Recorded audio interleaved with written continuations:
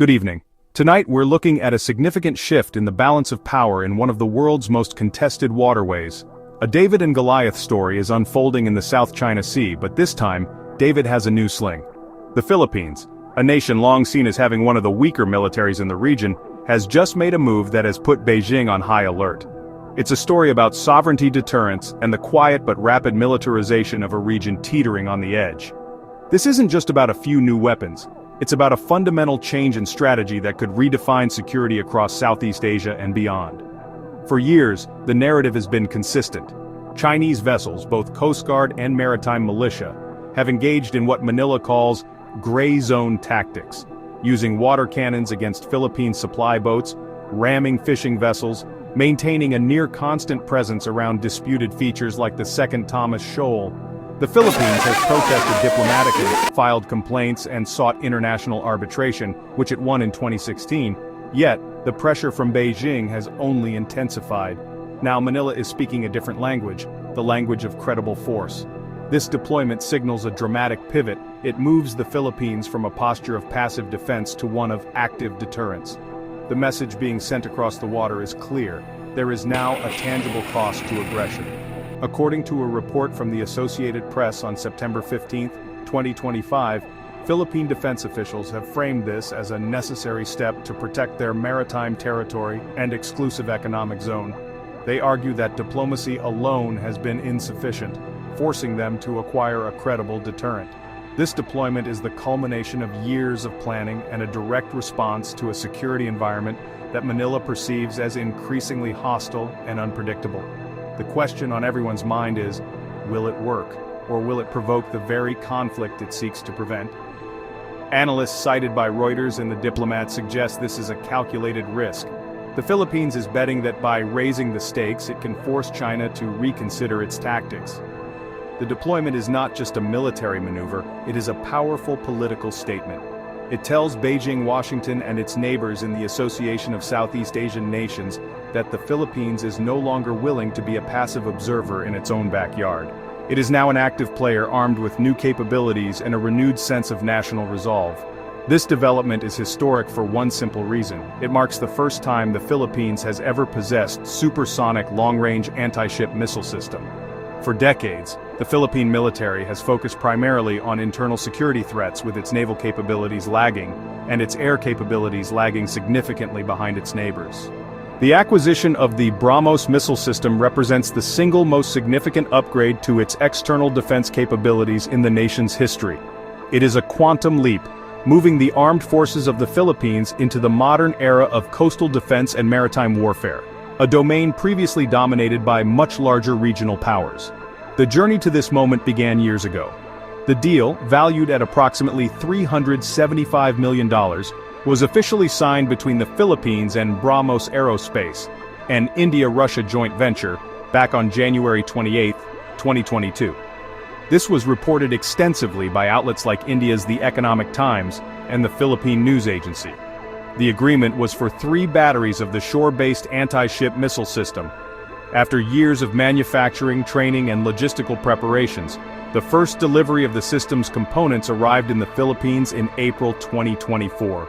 The final training and integration phase culminated in the official announcement of the system's operational deployment on September 15, 2025. The deployment location is just as significant as the weapon itself. The Philippine Marine Corps has positioned the first battery in coastal areas of Palawan, the Philippine province closest to the disputed Spratly Islands in the South China Sea. This strategic placement is no accident. From this location, the missiles can theoretically target vessels well within the Philippines' 200 nautical mile exclusive economic zone, including areas around Mischief Reef and the Second Thomas Shoal, both of which have been flashpoints for confrontations with China. A report from the Center for Strategic and International Studies highlighted this geographic advantage, noting it creates an anti-access/area denial bubble that complicates naval operations for any potential adversary. This is a complete departure from the past. Previously, the Philippine Navy's most potent assets were aging warships, many of them decommissioned vessels from the United States armed with decades-old weaponry. If a Chinese warship entered Philippine-claimed waters, the armed forces of the Philippines had limited means to challenge it from a distance. The BrahMos changes that equation entirely. It provides what defense analysts call asymmetric advantage. A relatively small and mobile missile battery on land can now threaten a multi-billion-dollar naval vessel from hundreds of kilometers away. This is the new reality China must now factor into its strategic calculus in the South China Sea. Beijing's reaction has been a carefully calibrated mix of public condemnation and thinly veiled threats. Officially, the Chinese Foreign Ministry has responded with predictable rhetoric. Spokesperson Wang Wenbin, during a press briefing on September 16, 2025, urged the Philippines to stop making provocative moves and stated that relevant countries' defense cooperation should not target any third party or harm the interests of a third party. This language, as reported by China's official Xinhua news agency, is standard diplomatic code, portraying China as a victim of regional provocation while avoiding direct threats. The statement aims to frame the Philippines as the aggressor, destabilizing a region that Beijing claims it wants to keep peaceful. However, beneath the surface of diplomatic language, a more menacing tone is evident. Editorials in state-controlled media, such as the Global Times, have been far more pointed.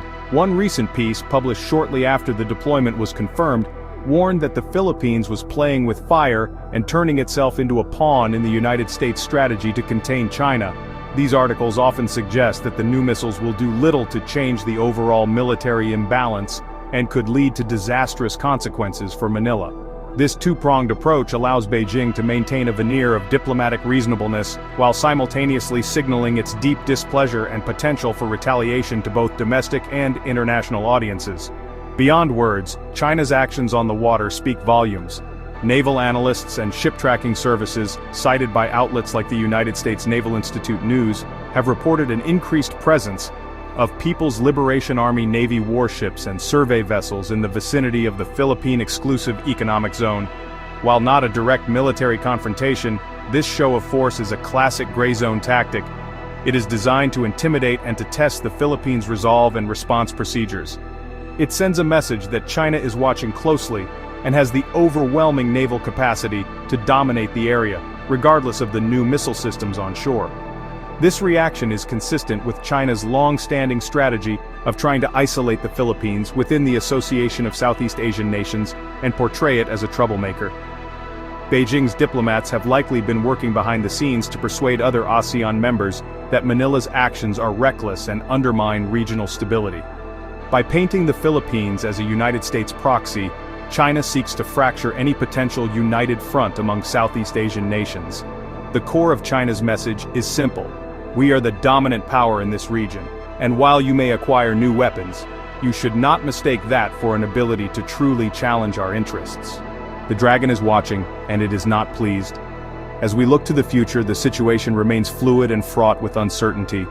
The next 6 to 12 months will be critical, determining whether this deployment leads to a more stable deterrent or a more dangerous standoff.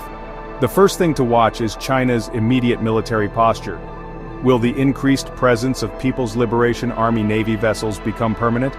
Will China conduct more provocative military exercises in the area? Perhaps even a live fire drill, to signal its displeasure and test readiness. Any such move would dramatically raise the risk of a miscalculation on the high seas. Second, keep an eye on the diplomatic front, particularly within ASEAN. The upcoming ASEAN Regional Forum, the East Asia Summit, will the Philippines be able to persuade more of its neighbors to support its position, or will China succeed in isolating Manila? The language used in the final joint communiques will be a crucial indicator. The progress, or lack thereof, on the Code of Conduct negotiations will also be telling. A continued stalemate would vindicate the Philippines' decision to pursue a military deterrent. Third, watch for the next steps in the Philippines' own military modernization. Defense officials have already indicated that the first BrahMos battery is just the beginning. The second and third batteries are expected to be delivered and deployed over the next 2 years. Where will they be positioned? Experts cited by Breaking Defense suggest locations in the northern Philippines facing the Luzon Strait and Taiwan, a move that would alarm Beijing even more. Furthermore, will the Philippines seek to acquire other advanced systems such as multi-role fighter jets or submarines to further bolster its external defense posture? This is a story that is far from over. The deployment of these missiles is not an endpoint but the start of a new chapter. It is a chapter defined by a smaller nation's bold attempt to reshape its destiny and defend its sovereignty in the face of overwhelming pressure. The path ahead is uncertain, but one thing is clear: the strategic calculus in Southeast Asia has been irrevocably altered.